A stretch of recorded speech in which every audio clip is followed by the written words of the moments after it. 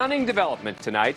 The Uvalde Police Department and the Uvalde School District police forces are reportedly no longer cooperating with the Texas Department of Public Safety's investigation into the rampage and the state's review of the police's response. This would be a striking move to refuse to cooperate on an issue of this importance. This also comes as the Department of Justice announced over the holiday weekend that following a request from Uvalde's mayor, it will review the law enforcement response to the shooting, an unusual step to try to figure out why the authorities took over an hour to officially try to go in and after the shooter.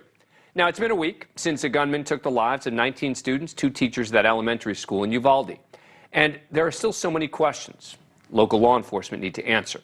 As regular viewers know, I am very pro-police, but part of that means accountability as well.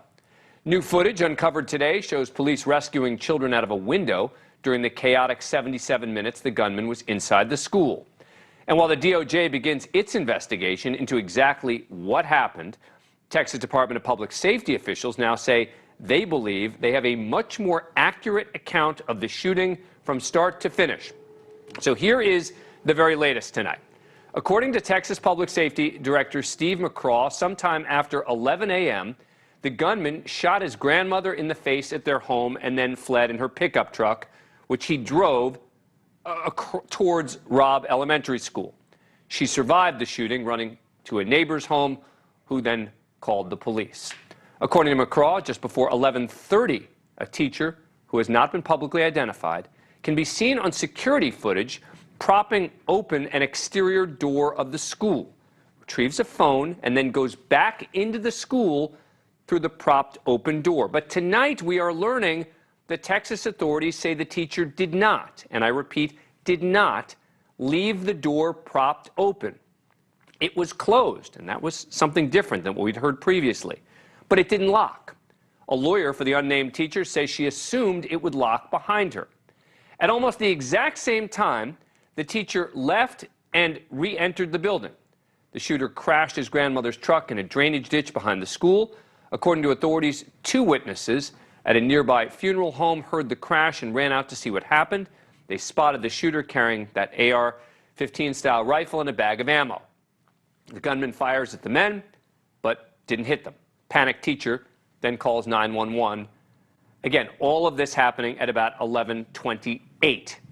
At 11:30, another 911 call came in reporting a crash and a man with a gun at the school. A minute later, the gunman began shooting at the school from the parking lot as police begin to arrive near the scene. The shooter then made his way around the school building. It's around this time that school district police officer who was supposed to be working that day made it to the school after not being on campus at the time. According to the Texas Public Safety Director, the officer drove to school immediately after getting the 911 call and approached someone he thought was the gunman at the back of the school. However, the man was a teacher, and the officer ended up driving past the suspect, who was hiding behind a nearby vehicle. Now, 11:33, the gunman made his way into the building and began firing more than 100 rounds into 2 adjoining classrooms. At 11:35, we are learning 3 Uvalde police officers entered the school using the same door as the gunman. 4 other officers follow suit, according to the spokesperson, putting a total of 7 cops in the building as the shooting went on. According to authorities, 2 officers were grazed by shots fired by the gunman. At 11:37, 16 more shots were fired, though authorities still say it's unclear exactly who fired them.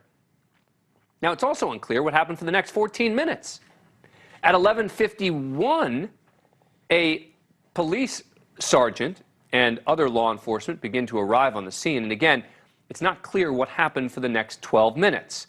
But at 12:03, a female of an unknown age calls 911 and whispers that she is in one of the classrooms. The gunman had barricaded himself in.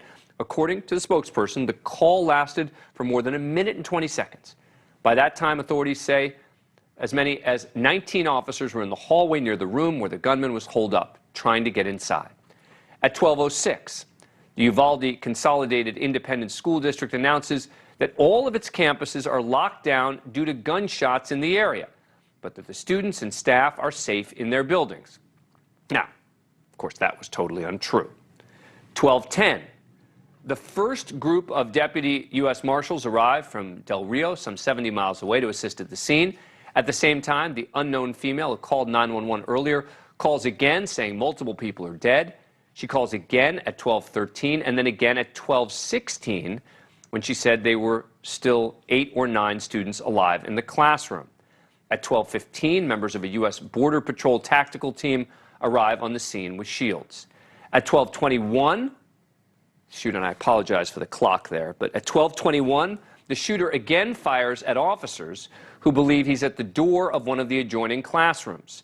3 shots can be heard during a 911 call, according to the spokesperson. Around this time, police realize that both classroom doors are locked and they have to get a key from a school employee. What remains incredibly troubling is that it took almost 30 minutes to get that key.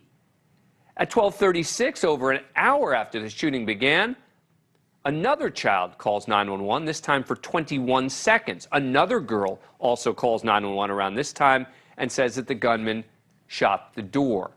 At 12:43, the girl urged the 911 dispatcher to please send the police now. At 12:46 p.m., she said she can hear the police next door, but a minute later, again asked 911 to send the police now. Again, according to the Texas Department of Public Safety, officers were finally able to open the doors with keys from a school employee at 12:50 when they entered the classroom and killed the shooter, more than an hour after authorities say police first entered the school. A minute later, officers can be heard moving children out of the room. So there are obviously still so many questions. Why wasn't the school district's police officer on campus when the shooting began? Why did it take so long for authorities to piece together exactly what happened? And why it took so long for them to go in? And now, why are the Uvalde police and the Uvalde School District police refusing to cooperate with the investigation? I'm joined now by retired Tulsa Police Lieutenant Sean Stix Larkin, as well as Robert Sherman, our reporter who is on the scene. Robert, first let me ask you, big picture, are authorities providing any explanation tonight about why it took so long to send teams in? The Uvalde School District had active shooter drills, even hosted an all-day active shooter response training session for local police and other school-based law enforcement officers. Any word from them on that? Well, from the local front, the mantra that we've received from the investigative authorities that we've been speaking with is that this was described as being a barricade-type situation, and that's why the decision to not go in was made, that they believed that children's lives were not going to be in danger.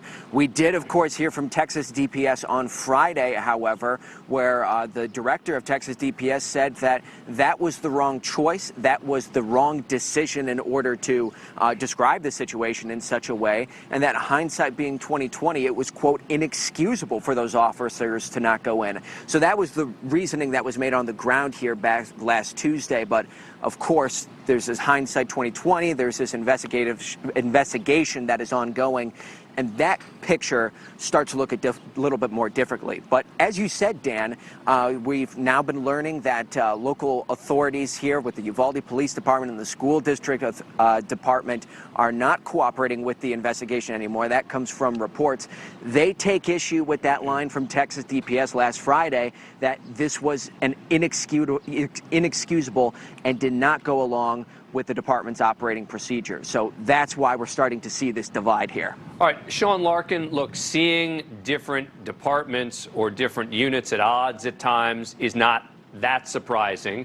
But on this sort of investigation, are you surprised to hear that the Uvalde Police Department and the School District Police are saying, we're not going to cooperate anymore? No, you know, when they're making this statement that they're not going to cooperate, I don't see that being a permanent type of statement.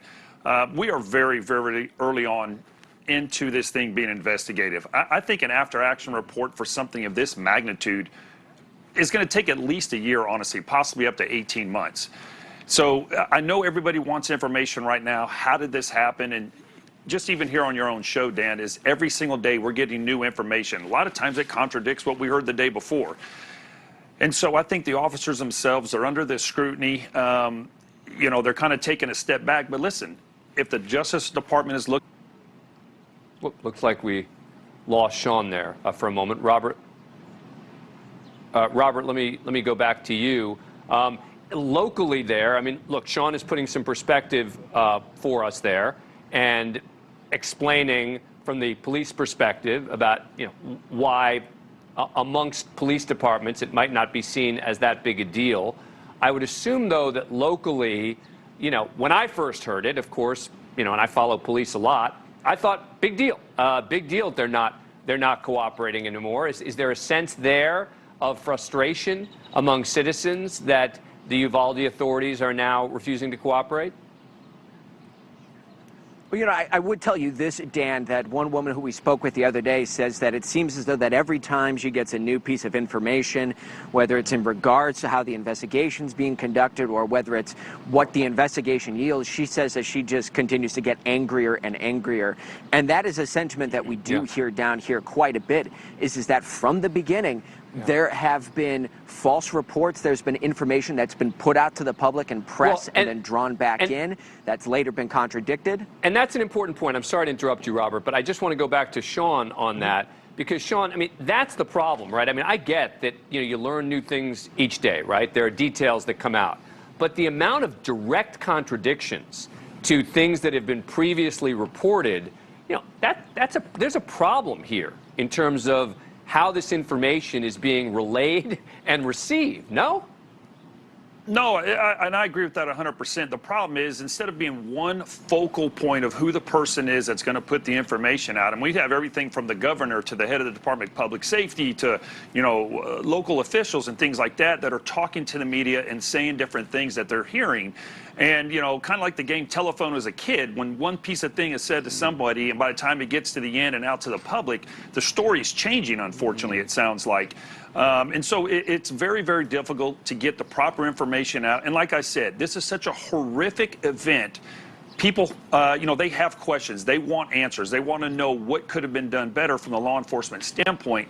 But again, this type of investigation is going to take a long time to go through everything that needs to be looked at to figure out exactly what happened, what could have been done different to possibly save some of these kids' lives. All right, so some different perspectives there, Robert Sherman. And thank you very much for coming on, Sticks. We'll check back in with you later in the show.